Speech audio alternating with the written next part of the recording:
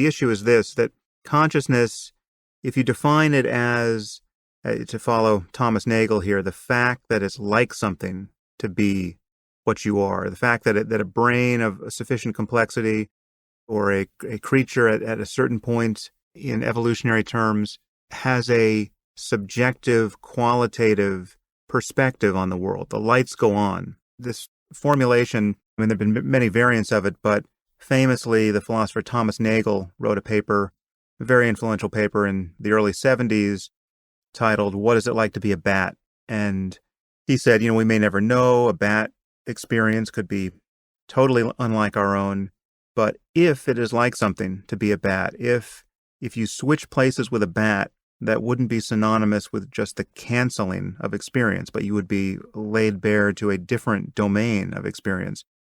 Well, that is the fact of consciousness in the case of a bat. Whether we ever understand it or not, the fact that the lights are on, the fact that there is a perspectival, qualitative character there, that is what we mean by consciousness. And I've always thought that is a good definition. It doesn't answer any of what Chalmers called the easy problems of consciousness. Those are separate. How does the eye and the visual cortex transduce light energy into a visual mapping of the visual scene? The hard problem on Chalmers' account is always this bit, the fact that it's like something to do any of that, because it's the transition from unconscious seeing, which human brains do and robots do, to the conscious experience of seeing, which we know humans accomplish, and at the moment there's no good reason to think our robots or computers do. And a corollary to this framing is that any explanation we get about consciousness, let's just say we open the back of the book of nature and we get the right answer about consciousness, and it turns out that you need exactly 10,000 information processing units of a certain character. They have to be wired in a certain way. They have to be firing at a certain hertz.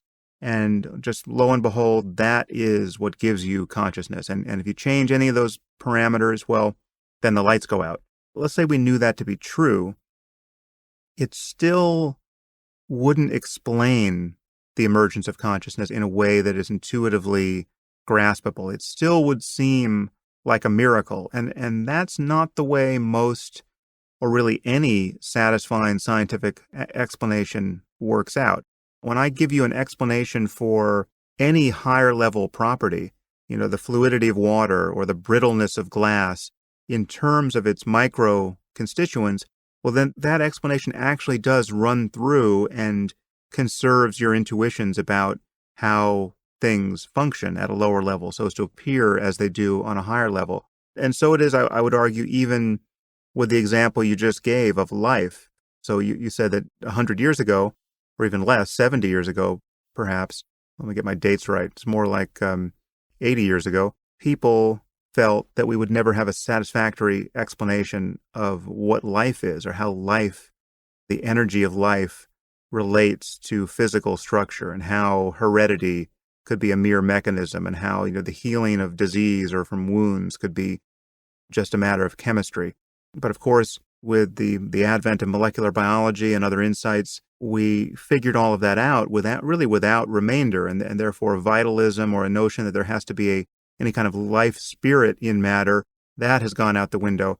That's another analogy that doesn't really get at how mysterious consciousness is, because something like reproduction or growth or healing from injury, that really can be explained mechanistically, and our intuitions run through there. So the conceivability issue for me with the hard problem isn't so much a statement about what is true. It's not that I doubt that consciousness can be an emergent property of information processing, because it's so difficult to conceive or impossible to conceive how that works.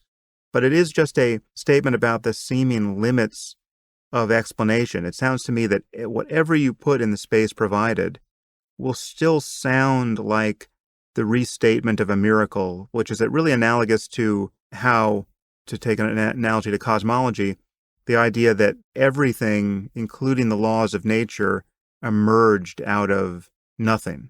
right? Like just things exploded into being. Now, that may in fact be true, but I would argue, or at least it seems to me, that it's inconceivable or uninterpretable, or it's not understandable. It's the statement of a miracle. And so that's really my fondness for the hard problem is a matter of epistemology more than it is ontology. Beautiful.